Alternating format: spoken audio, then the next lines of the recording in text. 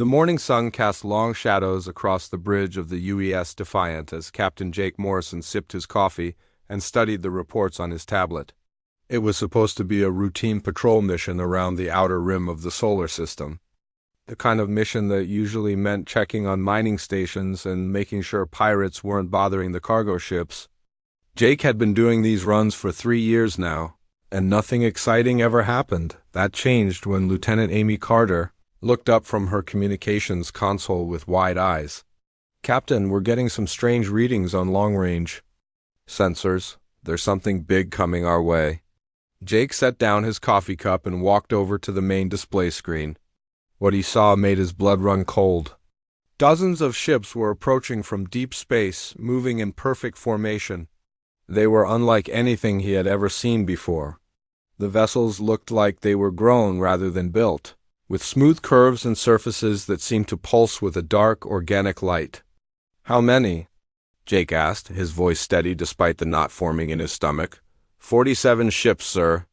The largest one is about 3 times the size of anything we have in our fleet." Amy's fingers moved quickly over her controls. "They're not responding to our standard greeting protocols." Dr. Lisa Hayes, the ship's science officer, was already running scans on the alien vessels. "Captain, I'm detecting energy signatures I've never seen before. These ships are using technology that's far beyond anything we have." Jake nodded grimly. This was what everyone had been waiting for and dreading at the same time. First contact with an alien species. The question was whether they came in peace or war. The answer came 15 minutes later when a communication signal pierced through space with such power that it made the Defiant's entire hull vibrate. The main screen flickered to life, showing the image of a creature that looked like a cross between a praying mantis and a nightmare. The alien was tall and thin, with 4 arms that ended in razor-sharp claws. Its head was elongated, with multiple eyes that glowed with a cold yellow light. When it spoke, its voice was like the sound of breaking glass mixed with the hiss of escaping gas. "Primitive humans," the creature began, its words translated by the ship's computer. "I am Admiral Krethax of the Zephyrian Collective. You have been selected for integration into our empire. Your species will serve us, and your world will become another jewel in our collection." Jake felt his jaw tighten. The alien's tone was casual, almost bored, as if it were discussing the weather rather than the fate of humanity. "This is Captain Jake Morrison of the United Earthship Defiant. We're not interested in being part of your empire. I suggest you turn your ships around and head back to wherever you came from." The alien's multiple eyes focused on Jake through the screen, and what might have been a smile spread across its face. It wasn't a pleasant expression. "You misunderstand, human. This is not a negotiation. This is a statement of fact. We have conquered over 300 species in this galaxy. We have perfected the art of war. Resistance is not only futile, it is amusing." Amy looked up from her console. "Captain, they're transmitting a data file. It's massive." "Put it on screen," Jake ordered. What followed was 45 minutes of the most disturbing footage Jake had ever seen. World after world, species after species, all falling before the Zephyrian fleet. The aliens didn't just conquer their enemies, they broke them completely. They showed the populations of entire planets fleeing in terror, their military forces scattered and demoralized before the fighting even began. The Zephyrians had turned fear into a weapon. They would arrive at a world broadcast footage of their previous conquests and watch as their enemies' will to fight crumbled. Most species surrendered without firing a shot. "As you can see," Admiral Krethax continued, "we have never encountered a species that could stand against us. Your primitive technology is no match for our war machines. Your simple minds cannot comprehend the scope of our power." The alien paused, studying Jake's face through the screen. "However, we are not without mercy. Surrender now, and your species will be allowed to live as servants. Refuse, and you will join the ash heaps of history." Jake looked around the bridge at his crew. Amy was pale but determined. Dr. Hayes was still studying the alien ships, looking for any weakness she could find. His tactical officer, Lieutenant Ben Wright, was quietly checking weapon systems. None of them looked ready to give up. "How long do we have to consider your generous offer?" Jake asked. "1 of your hours," the alien replied. "After that, we will begin the cleansing of your homeworld." The screen went dark, leaving the bridge in relative silence. Jake could hear the hum of the ship's engines, the quiet beeping of various systems, and the sound of his own heartbeat in his ears. "Captain," Dr. Hayes said quietly, "I've been analyzing their ships and their behavior patterns. Their entire culture seems to be built around intimidation. They use fear as their primary weapon because it works. Every species they've encountered has been terrified into submission." Jake nodded slowly. "And they expect us to react the same way?" "Sir," Amy said, "I'm picking up communications from Earth. The alien broadcast was sent to every human colony and outpost in the system. The reaction is ... not what they probably expected." Jake raised an eyebrow. "What do you mean?" Amy's fingers danced over her controls, and suddenly the bridge was filled with voices from across human space. But instead of panic and fear, Jake heard something else entirely. "Mars Defense Command to all units, battle stations. Time to show these bugs what humans are made of. Luna Base here. We've got weapons locked and loaded. Bring it on. Mining Station Alpha reporting. We've rigged the asteroids with explosives. Let's see how they like flying through a minefield." Jake felt something shift in his chest. The cold knot of fear was being replaced by something else, something that had been part of humanity since the first human picked up a rock to defend his family. It was the feeling that came when someone threatened everything you cared about. "Captain," Lieutenant Wright said from the tactical station, "I'm getting reports from across the fleet. Every ship is requesting permission to engage. No one is talking about surrender." Jake looked at the data again, studying the alien vessels. They were bigger, more advanced, and probably more powerful than anything humanity had ever built. By every logical measure, the humans should be terrified. But Jake Morrison had been born on a world where his ancestors had fought wars with sticks and stones, then moved on to muskets and cannons, then jets and missiles. Humanity had spent its entire history learning how to fight, and they had gotten very good at it. "Open a channel to Admiral Krethax," Jake ordered.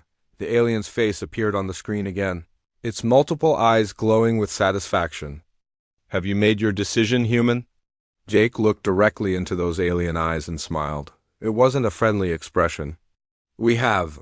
You want to know what makes humans different from all those other species you conquered? We don't fight because we have to. We fight because we choose to. And right now, we choose to fight you." The alien's expression changed, confusion replacing confidence. "You cannot be serious. You have seen what we are capable of. Your species will be extinct within days." "Maybe," Jake said, his smile growing wider. "But we're going to make you work for it. And before this is over, you're going to learn something about humans that you won't forget.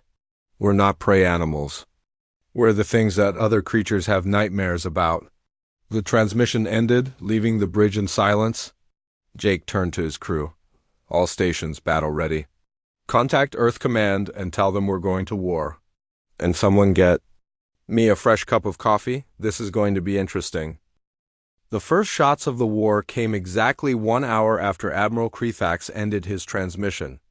The alien fleet moved toward Earth like a dark cloud, their ships gliding through space with the confidence of predators who had never met their match.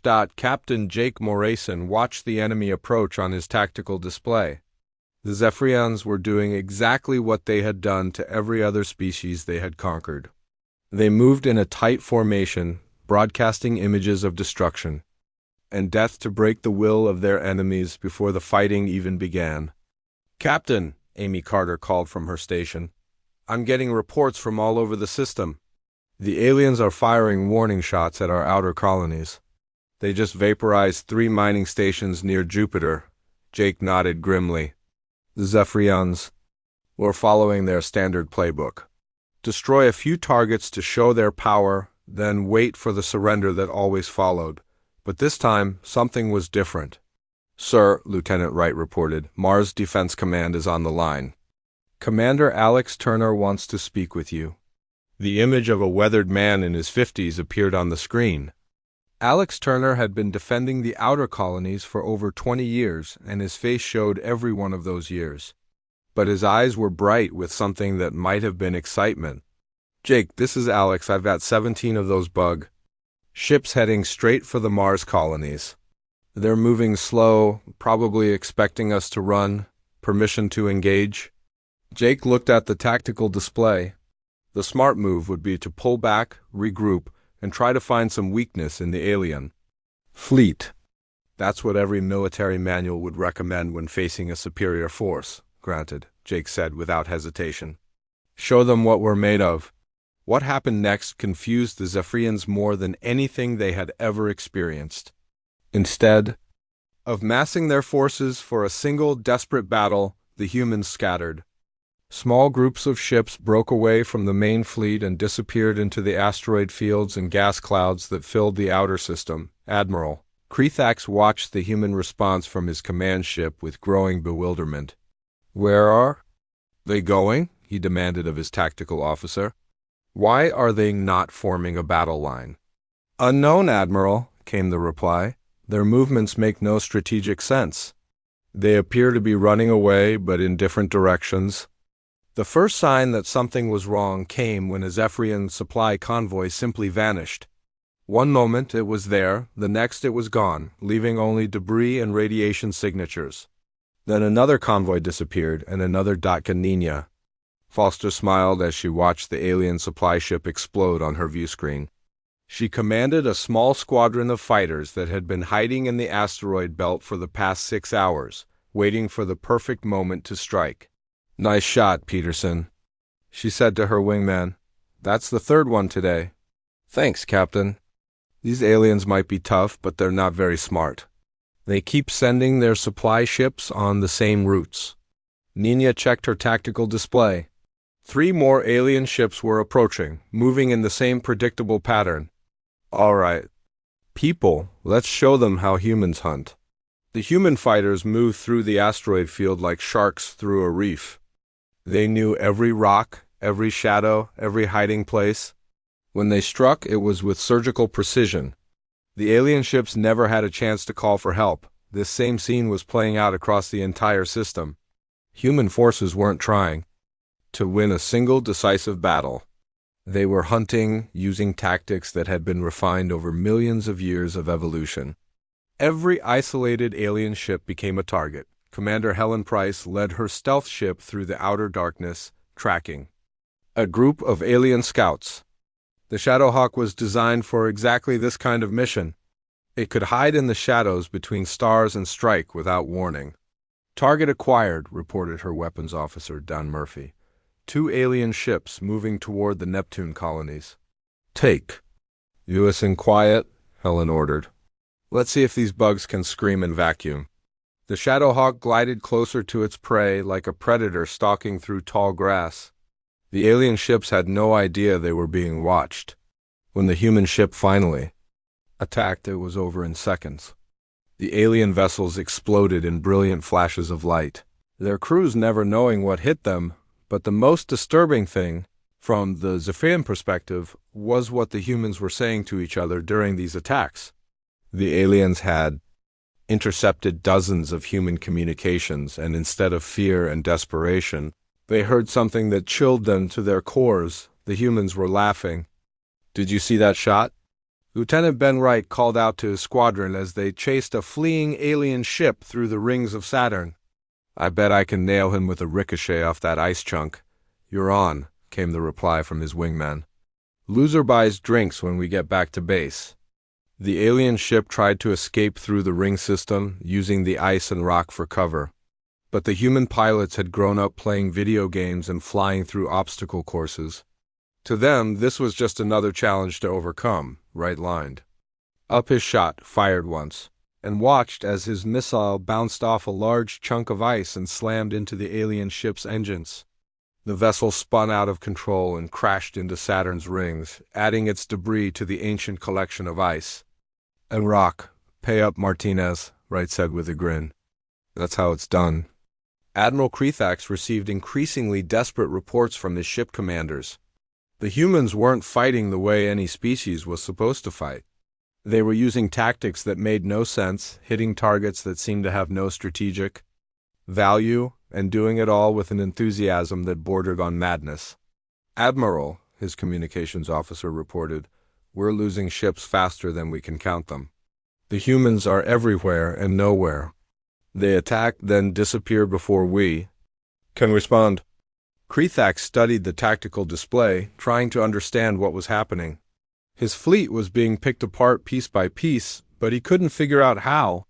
The humans were using small groups of ships to attack targets across the entire system, but there was no central plan that he could see. They're not fighting a war, he said slowly. They're hunting us. The realization hit him like a physical blow. Every species the Zephyrians had encountered fought for survival. They formed defensive lines, protected their homeworlds, and tried to preserve their populations. But the humans were doing something different.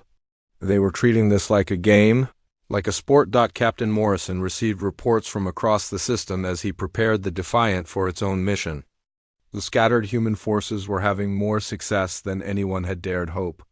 The aliens were powerful, but they were also predictable.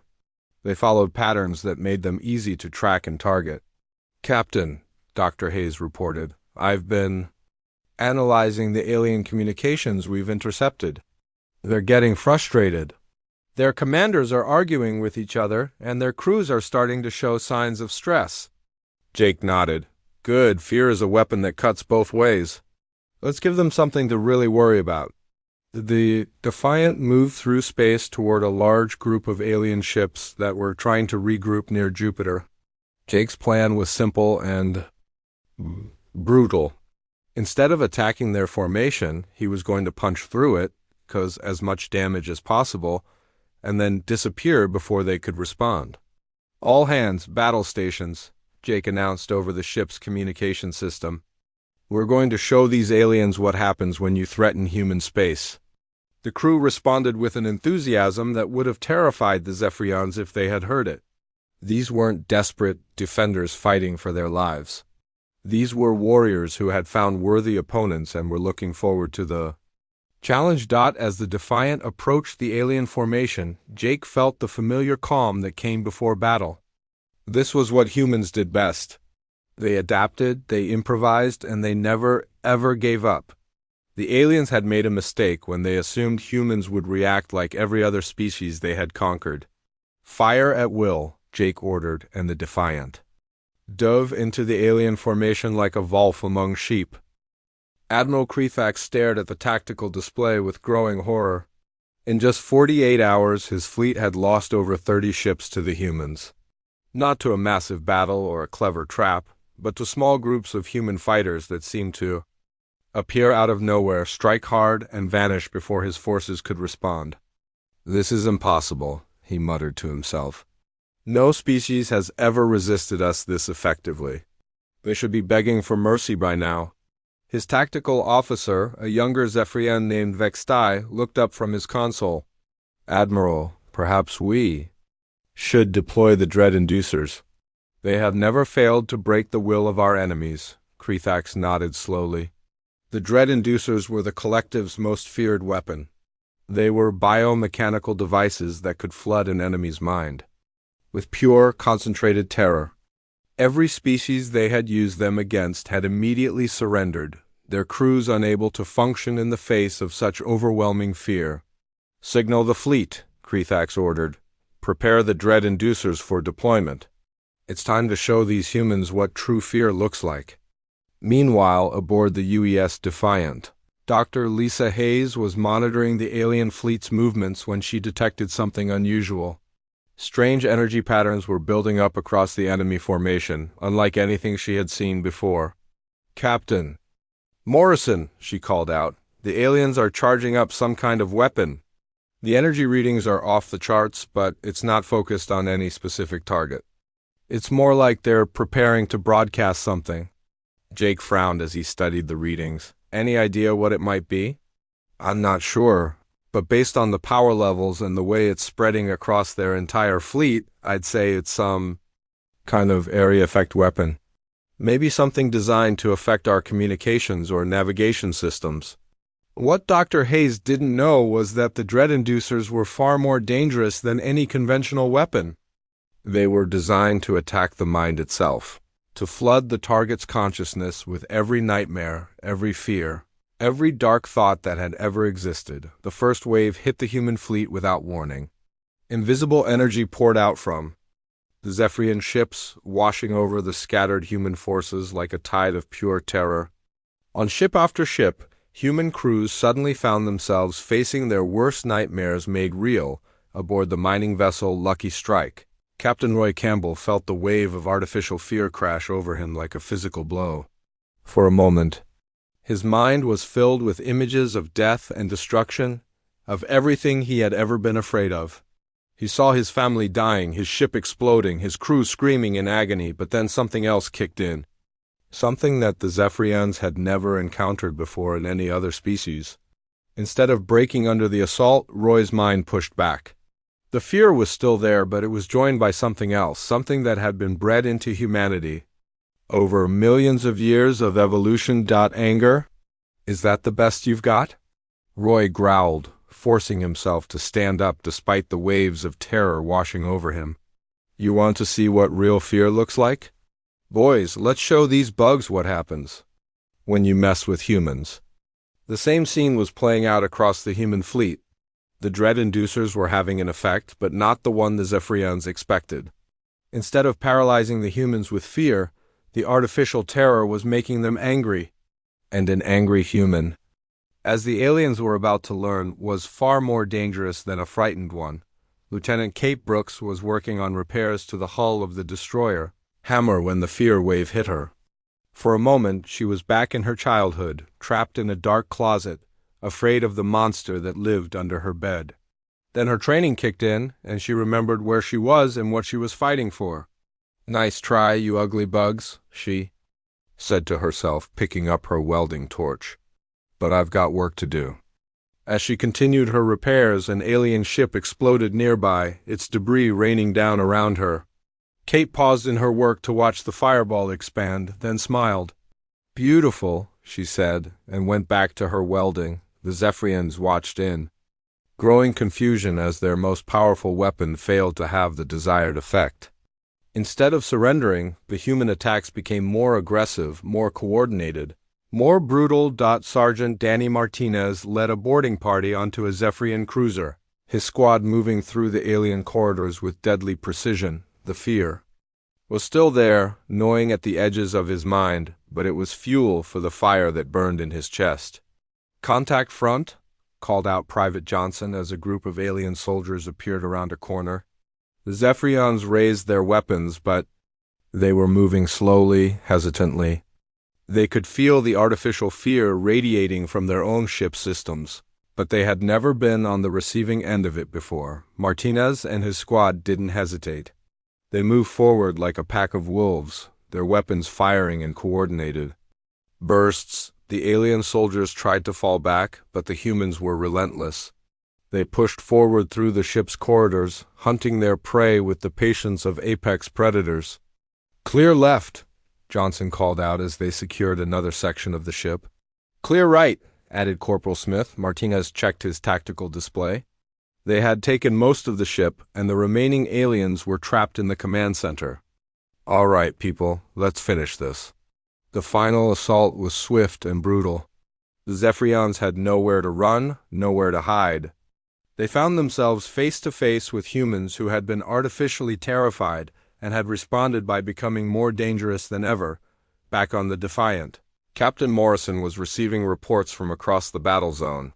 The alien weapon had backfired spectacularly. Instead of breaking human morale, it had done the opposite. Captain, Amy Carter reported, I'm getting communications from all over the fleet. The crews are reporting that they felt some kind of mental attack, but it just made them angry. Combat efficiency is actually up across the board. Jake nodded grimly. Any word from the alien fleet? They're pulling back, sir. It looks like they're regrouping for another attack. Dr. Hayes looked up from her console. Captain, I've been analyzing the energy patterns from their weapon. It's definitely some kind of mental attack designed to induce fear and panic. But it seems to have had the opposite effect on human psychology. How so? Well, humans have a unique response to artificial fear. When we're threatened, we don't just run or hide. We fight back. The aliens tried to make us afraid, but they just reminded us why we're fighting in the first place. Jake smiled, but it wasn't a pleasant expression. So their ultimate weapon just made us more dangerous. Exactly. And based on the communications we're intercepting from their fleet, they're starting to realize that Admiral Krethax was indeed beginning to understand that he had made a terrible mistake. The dread inducers had never failed before, but they had never been used against a species like humanity. Every other race had responded to fear with submission. The humans had responded with violence. Admiral, Vextai reported, we're receiving surrender requests from our own ships. The humans have boarded 17 of our vessels, and the crews are asking for permission to abandon ship.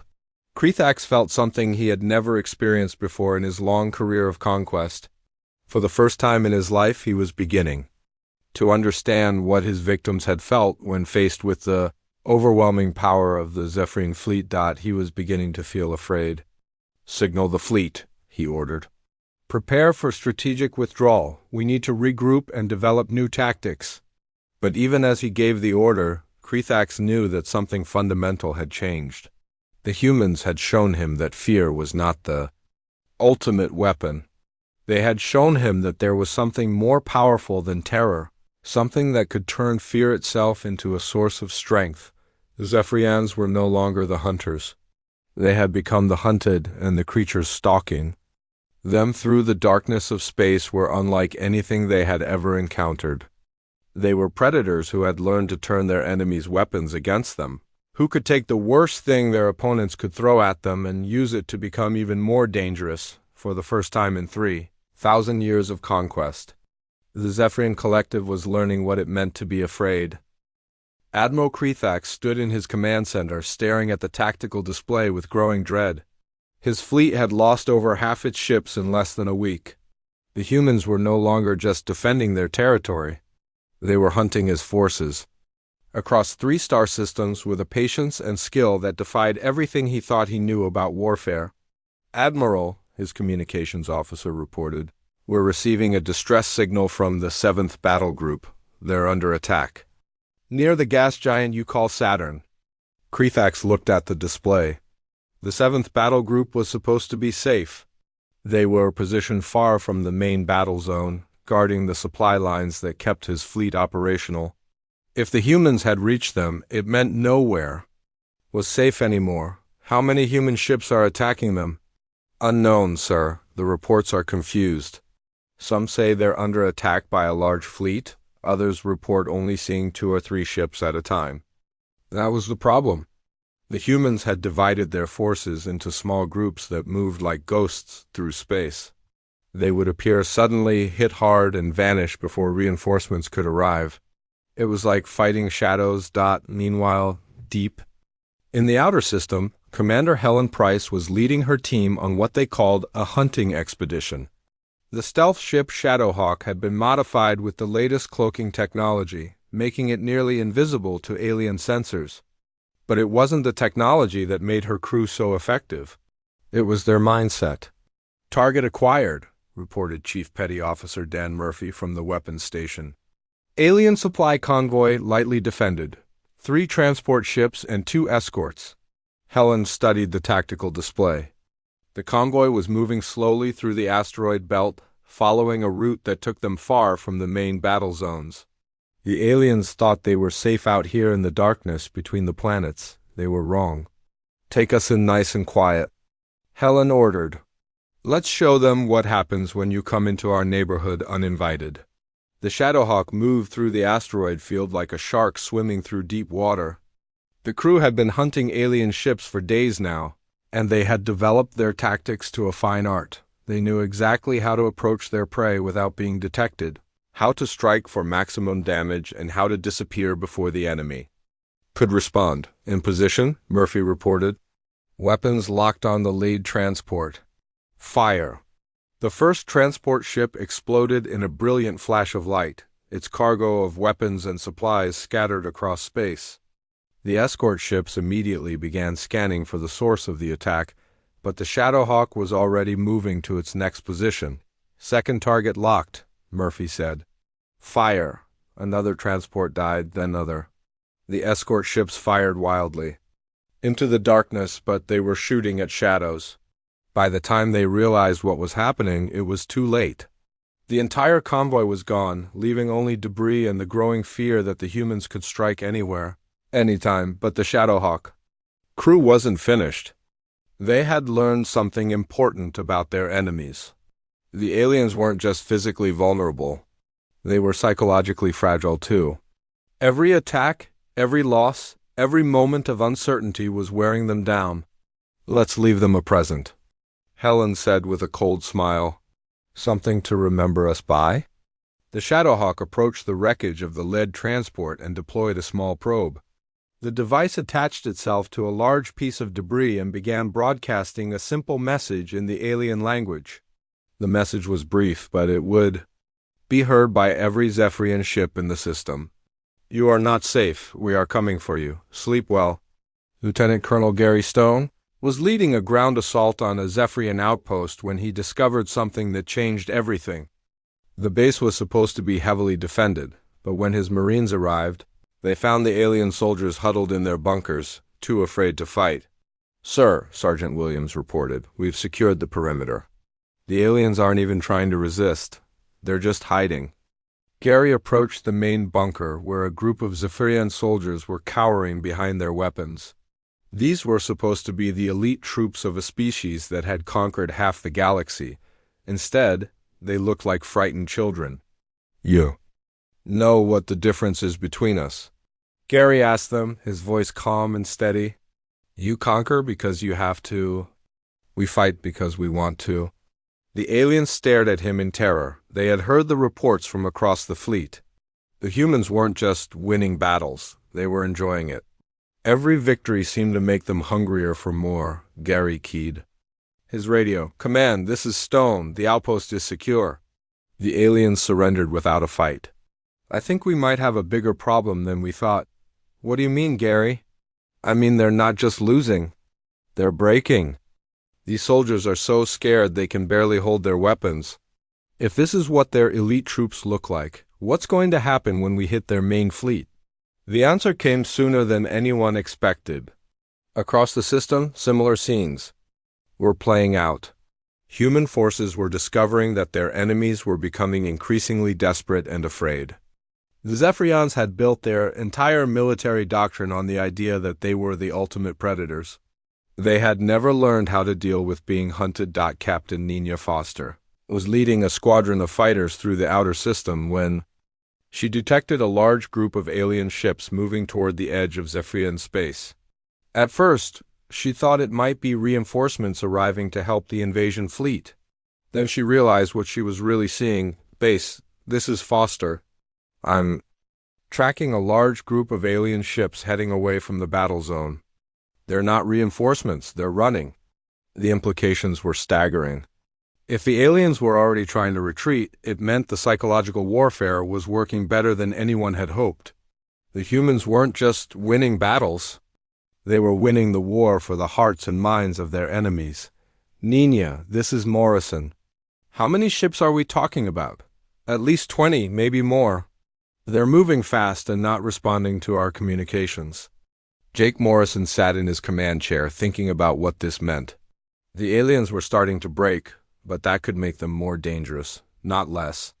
A cornered animal was often more vicious than a confident predator. All units, this is Morrison. Be aware that enemy forces may be attempting to withdraw from the battle zone. Do not pursue beyond the outer marker. We want them to leave, but we don't want to push them into doing something desperate. But even as he gave the order, Jake knew that the war had entered a new phase. The aliens were no longer the confident conquerors who had arrived at Earth demanding surrender. They were becoming something else entirely. They were becoming prey. Dr. Lisa Hayes was monitoring the alien communications when she made a discovery that explained everything. The Zephyrians were talking to each other, and what they were saying revealed the true scope of what was happening. "Captain," she called out, "you need to hear this. I've been translating the alien communications, and they're not just talking about tactical situations. They're sharing stories about us." "Horror stories." Jake walked over to her station. "What kind of stories?" "They're telling each other about human boarding parties that hunt through their ships like ghosts. About human pilots who laugh while they're being shot at. About human soldiers who smile when they're in danger. They're turning us into legends, and not the good kind." Jake nodded slowly. "They're making us into monsters." "Exactly. And the more stories they tell, the more afraid they become. It's like a feedback loop. Every tale of human ruthlessness makes them more likely to panic the next time they encounter us." Across the Zephyrian fleet, the same conversations were taking place. Soldiers who had never known fear were sharing whispered tales of human savagery. Officers who had conquered dozens of worlds were reporting that their crews were refusing to engage human forces. Admiral Krethax received report after report of units requesting permission to withdraw, of crews abandoning their posts, of entire ships going dark rather than risk another encounter with human forces. The humans had done something that no other species had ever accomplished. They had made the Zephyrians afraid of them. "Admiral," Vextai reported, "we're receiving a priority transmission from the Collective Council. They're ordering us to withdraw immediately and return to home space." Krethax felt a mixture of relief and shame. Relief that the nightmare was finally ending, shame that he had failed so completely. But as he prepared to give the retreat order, he realized something that chilled him to his core. The humans weren't going to let them leave. They had become the hunters, and they were going to finish what the Zephyrians had started. The final battle began when the Zephyrian Collective's Supreme Fleet arrived at the edge of the solar system. Admiral Krethax had called for reinforcements 3 days earlier. When it became clear that his invasion force was being systematically destroyed by the humans, the Supreme Fleet was the Collective's most powerful military force. Carrying their best weapons and most experienced warriors, Fleet Commander Zarkith stood on the bridge of the massive command ship Void Render, studying the tactical displays with cold confidence. He had conquered 47 star systems in his career and had never suffered a defeat. The reports from Krethax's fleet seemed impossible to believe. How could a primitive species like humanity stand against the might of the Collective? "Begin the final assault," Zarkith ordered. "Show these humans what real power looks like." The Supreme Fleet moved toward Earth with overwhelming force. Over 200 ships, each one larger and more heavily armed than anything in Krethax's original invasion force. By every measure of conventional warfare, the humans should have been obliterated within hours.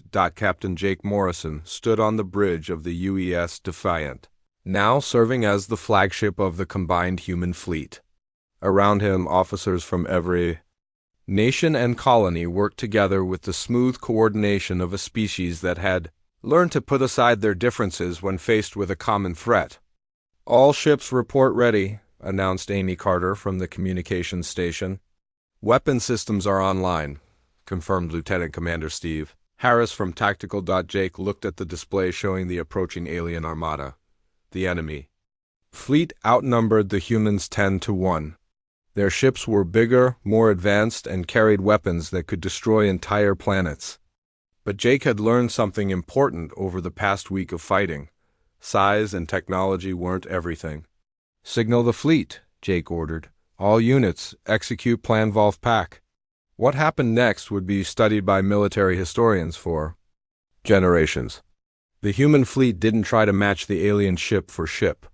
Instead, they scattered into small groups, each one moving with the coordinated precision of predators who had hunted together for millions of years. The aliens expected a desperate last stand, a final battle where the humans would throw everything they had at the enemy in a futile attempt to save their homeworld. Instead, they found themselves facing something far more dangerous. They were facing an entire species that had evolved to hunt. Captain Nina Foster led her squadron through the gas clouds around Jupiter, using the swirling storms as cover. Her pilots had been fighting the aliens for days now, and they had learned to read their enemies like an open book. The Zephyrians were powerful, but they were also predictable. "Contact bearing 270, reported Lieutenant Paul Richards from his fighter. "Looks like a heavy cruiser with escort ships." Nina studied her tactical display. The alien formation was tight, disciplined, and moving in a straight line toward Earth. It was exactly the kind of target her pilots had trained to destroy. "All right, people. Let's show them how wolves hunt."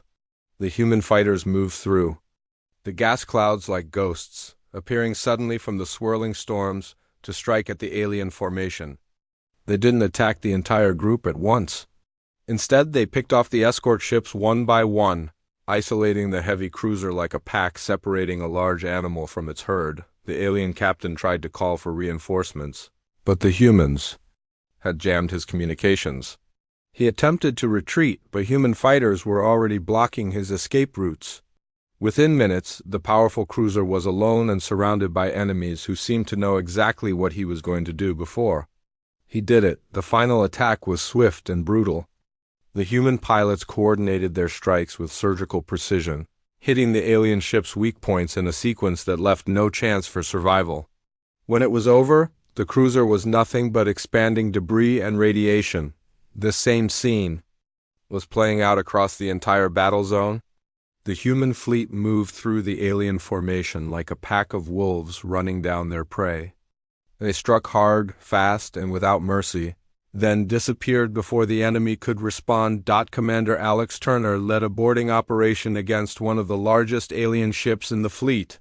His Marines moved through the vessel's corridors with the confidence of predators in their own territory. The alien crew tried to resist, but they were dealing with soldiers who had been shaped by a planet where everything wanted to kill them. "Deck 7 secured," reported Sergeant Bobby Clark over the radio. "The aliens are falling back to the command center." "Copy that," Alex replied. "All units, converge on the bridge. Let's finish this." The final assault on the alien command center was over in minutes.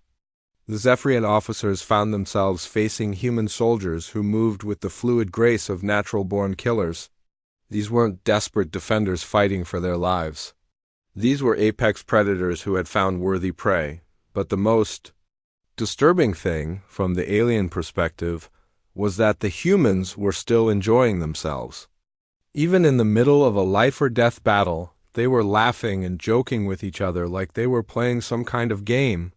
"Nice shot, Martinez," called out Private Johnson as his teammate's grenade eliminated a group of alien soldiers. "That's got to be worth bonus points." "Thanks, but Rodriguez is still ahead by 3 kills, Martinez replied, reloading his weapon. "I need to catch up." The aliens listened to this conversation with growing horror. The humans weren't just winning. They were competing with each other to see who could kill more efficiently. Fleet. Commander Zarkith watched his supposedly invincible armada being torn apart by creatures that seemed to treat warfare as entertainment. His ships were being destroyed faster than he could count them, and his crews were beginning to panic. "Signal the fleet," he ordered. "All units, fall back to Rally Point 7. We need to regroup." But there was no safe place to regroup. The humans had divided into dozens of small hunting packs that seemed to be everywhere at once.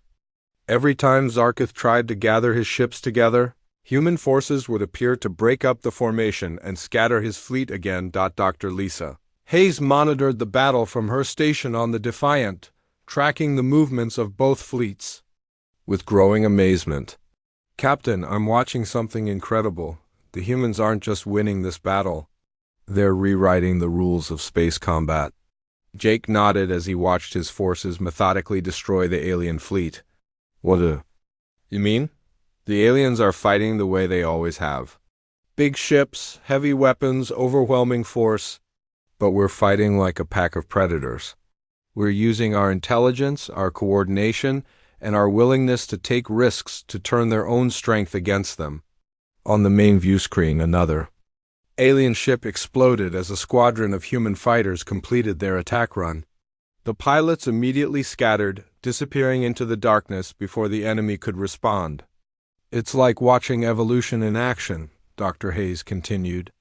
"The aliens represent the old way of warfare. Brute force and intimidation, but humans represent something new. We're showing the galaxy what happens when intelligence and aggression combine." Admiral Krethax, watching the destruction of the Supreme Fleet from his command ship, finally understood what he was dealing with. The humans weren't just another species to be conquered. They were something that the galaxy had never seen before. They were a race of apex predators who had learned to hunt among the stars. "Send a message to the Collective Council," he ordered. "Tell them the mission is a complete failure. Tell them to avoid human space at all costs." "What should I tell them about the humans, sir?" Krethax looked at the tactical display, watching as the last of his ships were hunted down and destroyed by creatures that seemed to find joy in battle. "Tell them that we thought we knew what fear was. Tell them we were wrong. The humans aren't just another species. They're the new apex predators of the galaxy." As the battle ended, Captain Morrison received reports from across the solar system. The alien invasion had been completely destroyed. Not a single enemy ship remained intact. But more importantly, the humans had sent a message to the galaxy that would be heard on 1,000 worlds. "Captain," Amy Carter reported, "we're receiving transmissions from across the galaxy. Other species that were conquered by the Zephyrians are beginning to rebel. They've heard about what we did here, and they want to fight back too." Jake smiled as he looked out at the stars. Humanity had announced its presence to the galaxy not as victims or supplicants, but as the newest hunters in an ecosystem that had grown too comfortable with its existing power structure. The galaxy was about to learn a new definition of fear. Not the terror of being hunted, but the knowledge that somewhere among the stars, humans were coming and they were smiling.